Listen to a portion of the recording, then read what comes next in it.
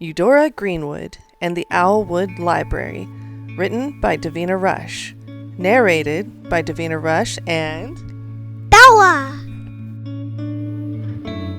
Deep in the greenest part of the forest, where roots whisper and stars peek through the trees, there lives a quiet little witch named Eudora Greenwood.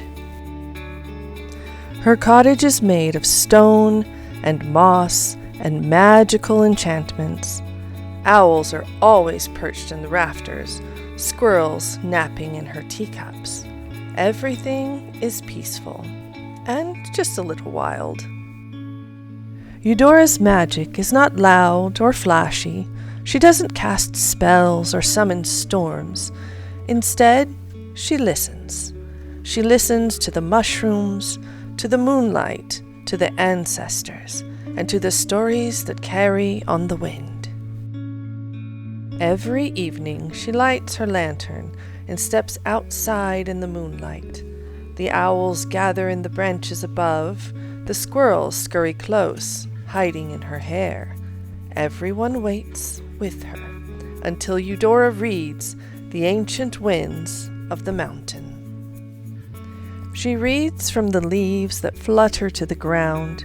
She reads the loosened feathers, the ancient tree rings, the song of the cicadas, and the poetry of the river.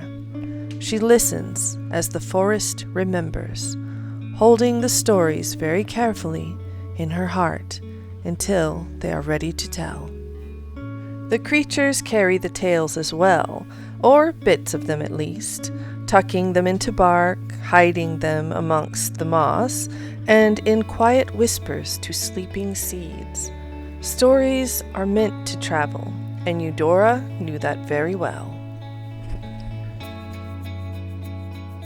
One morning, a little fox cub, new to the library, asked, "Where do stories go after they're told?" And Eudora, brushing crumbs from her apron, said, "Well, everywhere." She smiled. "They flit through the veil into the dreams of writers and into the pages of man. Books, my dear." Books? The fox cub asked curiously. Why don't we have books? He curled up in her lap, listening sleepily.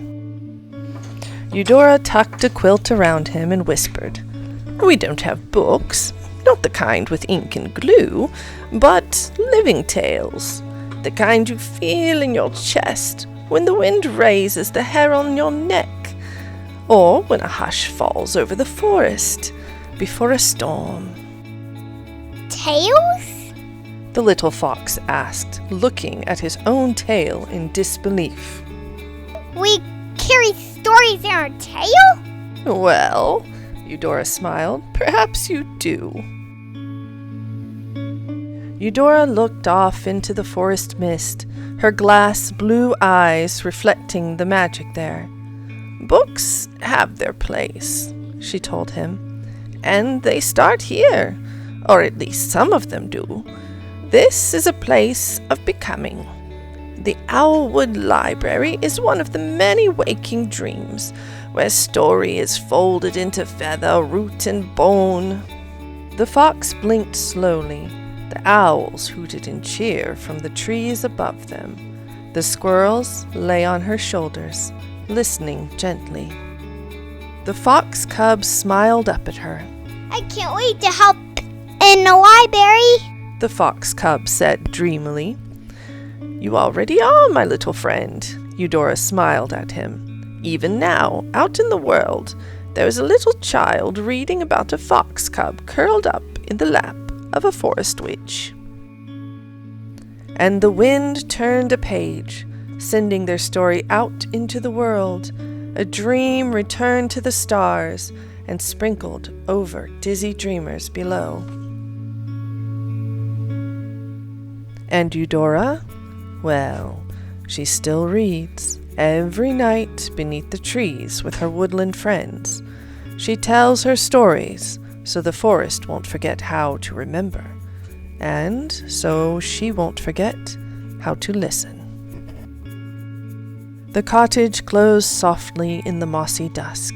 Lanterns flicker, a pair of owls lift off into the sky, and if you listen close enough, you might hear her voice in the rustling of leaves or the scent of wildflowers on the wind as they flit through the air and gently settle on the page that you are reading even now. And you, yes you are learning to listen just like us, here in the forest, my little storyteller friend. We are quite curious about you, about what you might tell in your own story. Shall we begin with Once Upon a Time? Thank you for joining us at the OwlWood Library. Join us again soon for more stories from Eudora Greenwood and her woodland friends.